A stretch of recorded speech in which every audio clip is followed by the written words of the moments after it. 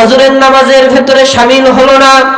বুখারীর বর্ণনার ভেতরে এসেছে, যারা ফজরের নামাজটা জামাতের সহিত আদায় করবে, আবার এশার নামাজটা জামাতে আদায় করে ঘুমাবে, এই যে সারা রাত্র সময়টা ব্যয় করেছে, সারা রাত্র সময়টা ঘুমের ভিতরে কাটিয়েছে, আমার আল্লাহ বলেন এই সময়টাকেও আমার আল্লাহ কিয়ামতের ময়দানে মিজানের পাল্লায় ওজন দিতে থাকবে।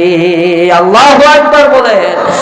আমার আল্লাহ তাআলা আরো বলেন, ওগো নবী, আপনি আপনার উম্মতগুলোদেরকে জানিয়ে দেন, আপনি আপনার উম্মতগুলোদেরকে সুন্দর করে বলে দেন, আপনার উম্মতদেরকে আমি আল্লাহ সুসংবাদ জানায়া দিলাম, আপনার উম্মতের মধ্যে হতে যেই বান্দা এশার নামাজটা জামাতে আদায় করে ঘুমায়, আবার ফজরের নামাজটা উঠে জামাতে আদায় করে নেয়, আমি আল্লাহ এক ওয়াক্ত নামাজের সওয়াব নয়, আমি আল্লাহ 50 ওয়াক্ত নামাজের সওয়াব তার আমলনামায় দিয়া দে। আল্লাহু আকবার বলেন। হয় নাই? জবান খুলে বলেন আল্লাহু আকবার। তাহলে এশার নামাজ এবং ফজরের নামাজ জামাতে আদায় করলে আল্লাহ কত রাকাত নামাজের সওয়াব দেয়?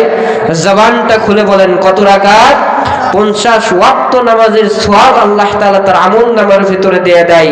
শুধু তাই নয়, নবী আমার বলেছেন, যদি এশার নামাজ জামাতে আদায় করে কেউ ঘুমায়, আবার ফজরের নামাজটা উঠে জামাতে আদায় করে নেয়, তাহলে নবী আমার বলেছেন এই যে সময়টা ঘুমে ঘুমে ঘুমে ঘুমে ব্যয় করেছে, এই সময়টাকেও কাল কিয়ামতের ময়দানে নেকির পাল্লায় ওজন দেওয়া হবে। সুবহানাল্লাহ বলেন।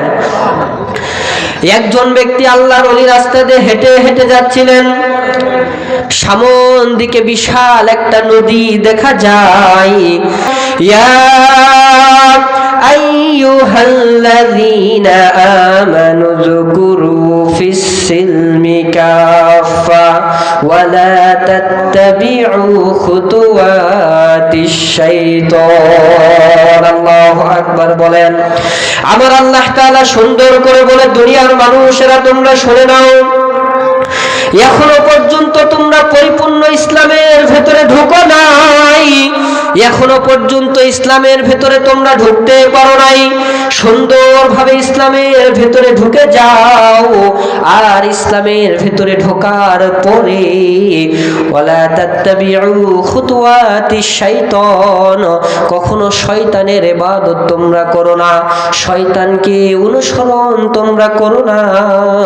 এই যে ঠান্ডার সময় চলে এসেছে, বান্দা যখন রাতের বেলা ঘরের ভেতরে সুন্দর করে ঘুমিয়ে থাকে, ফজরের আজান বান্দার কানে আসার পরেও বান্দা ওঠে না, বান্দা না উঠিয়া লেপটা সুন্দর করে আবার শরীরের ভেতরে নিয়ে নাই, বালিশটাকে সুন্দর করে নিয়ে পেশাবে যদি চাপ দেয়, আবার পেশাব করে এসে সুন্দর করে ঘুমে যায়, অথচ নাফরমান বান্দা কখনো ফজরের জামাতে শামিল হয় না। ঠিক কিনা? আল্লাহ